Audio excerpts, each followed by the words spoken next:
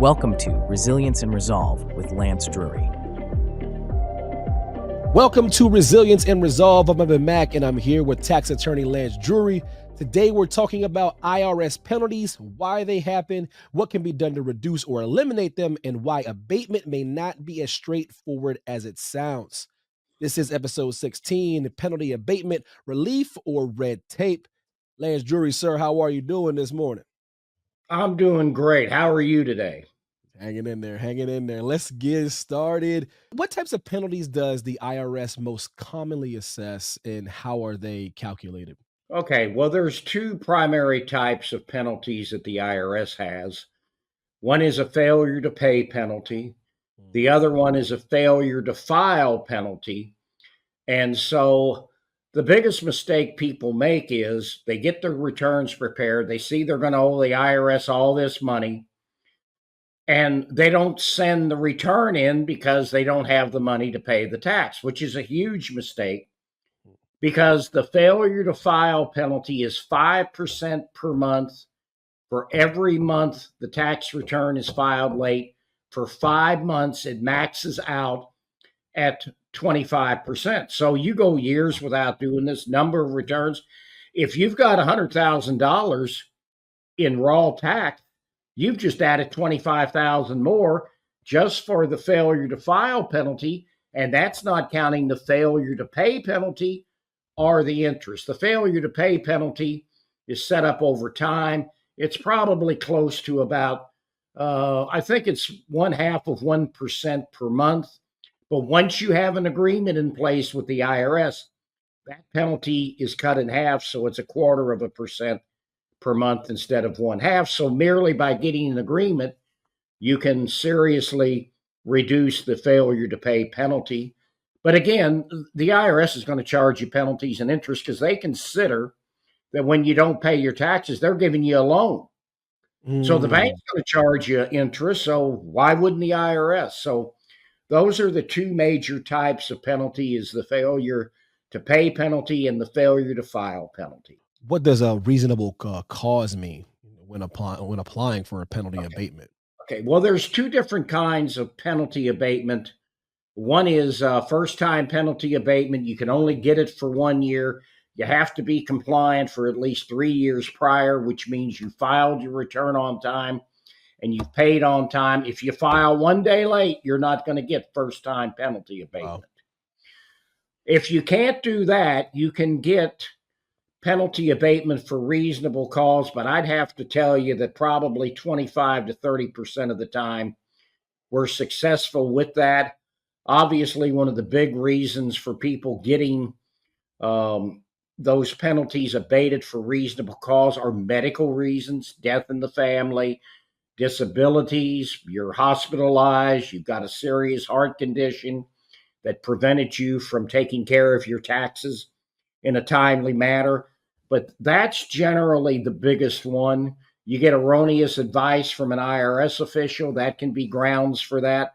But that's generally tougher. The most common one is for medical reasons. So reasonable cause, you just can't call them up and say, abate the penalties and not have a good reason to do it. They're not going to do that.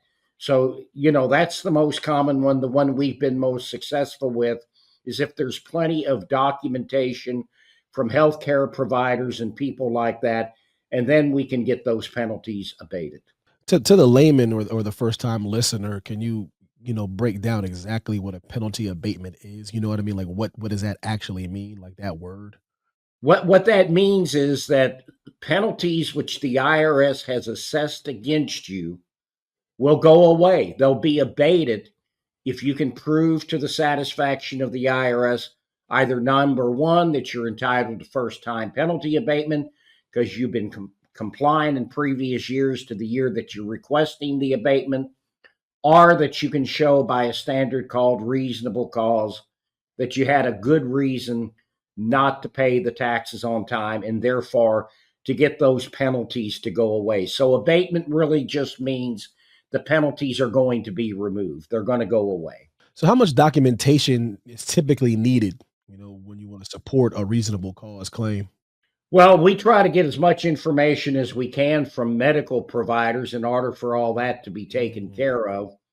And so it's really just the more information, the more documentation you can get, the better off you are. I don't think there's any magic number as to the number of pages that you need to file everything. You just need to get as much documentation as possible, submit it to the IRS if you want your claim to be successful. Yeah, there has to be an appeals process if the IRS denies a request for abatement, right? Or is there That not? that is correct. There is a process whereby you can appeal that determination. But again, it's a tough road to hoe, just like the original. So you better have a good reason if you want to get penalty abatement based upon reasonable cause. You just can't call them up. I can't just call him and say Joe Blow's a nice guy. Let's give him a break, abate his penalties. That's not going to work. It's a lot of work for the taxpayer. It's a lot of work for us. But if you're going to do this right, you've got to do your homework. You got to put in the time. You've got to get the documentation and submit as much documentation as you possibly can to support your claim. You can handle that for everybody though, right? Though, if like somebody is like, deny the claim and appeals, Lance Drury, you can help with that, right? Absolutely. That's what we do on a daily basis here. We have over 1,000 clients at any one time in our office between Missouri, Illinois, Kentucky, Tennessee, and Texas. And I was in my St. Louis office yesterday. I'm in my conference room in my St. Genevieve office today. Wow. And tomorrow I'm going back to my St. Louis office. And then Sunday morning I'm leaving early to go to the St. Louis airport to fly to my San Antonio, Texas office. And then a few weeks later, I'm driving to my Nashville, Tennessee office. So Man. I'm almost 72, but I keep trucking. I keep moving on. Can pursuing abatement ever delay or complicate other resolution strategies, sir? No, normally what we do is after we get an agreement in place, then we pursue the penalty abatement because during the time that you're appealing the penalty abatement, the penalties are going to continue to accrue. They're only going to increase, as is the interest. So, and the problem with the IRS now, everything is taking forever. I have never seen the IRS so screwed up in my whole life. You call the automated collection system, which is where the vast majority of delinquent tax holders are located, and they've got people that don't know what they're talking about because they don't get the proper training. And if a layperson calls up and talks to one of these people, they don't know what they're telling them is not correct, but we do because this is hard to believe.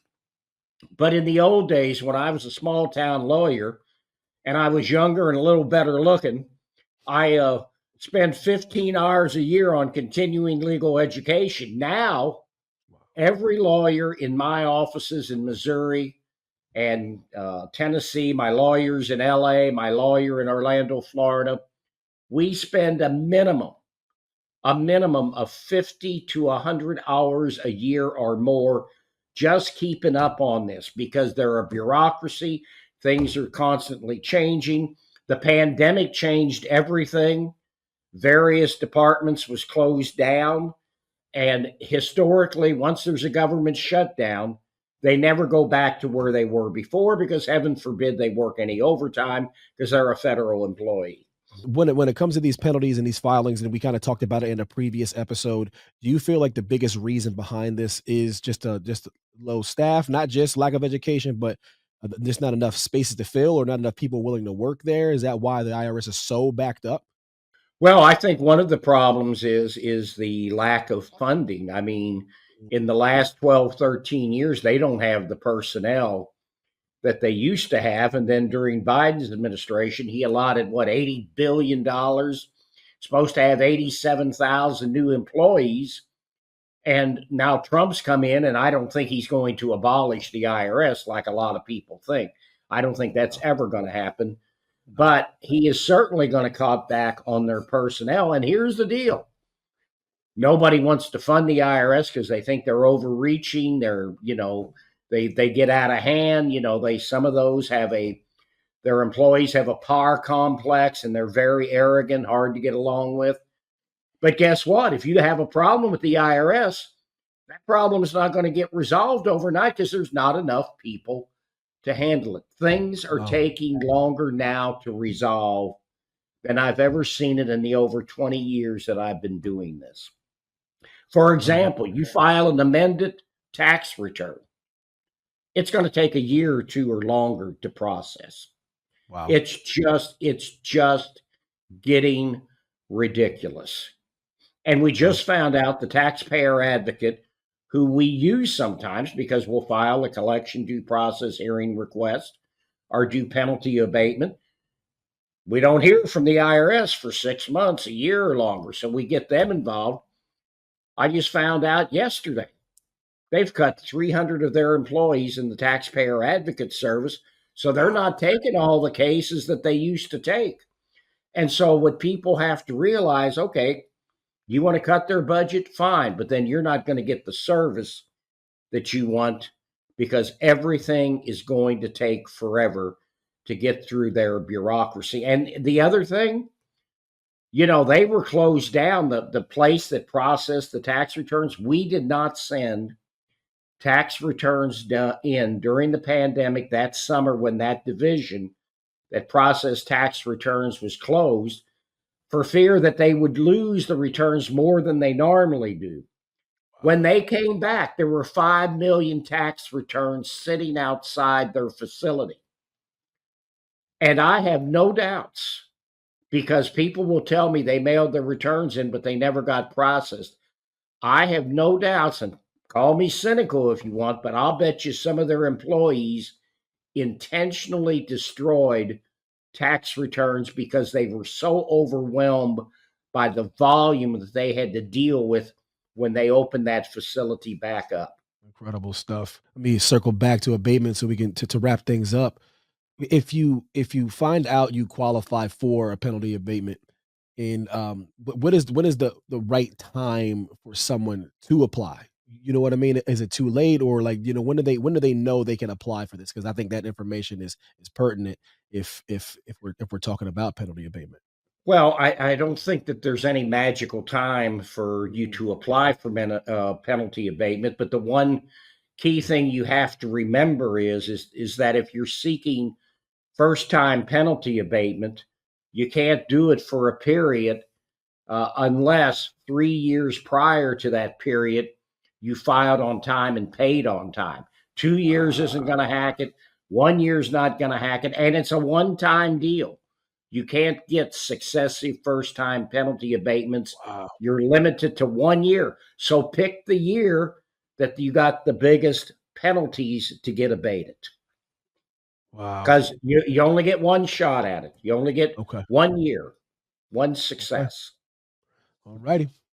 Now, to find out if you qualify for penalty abatement, visit lancedrurylaw.com and schedule your free consultation today. Thank you, kind sir, for your time and your information. Always a pleasure. You have a great weekend. Thanks for watching. Be sure to hit that like and subscribe button and leave us a review in the comments.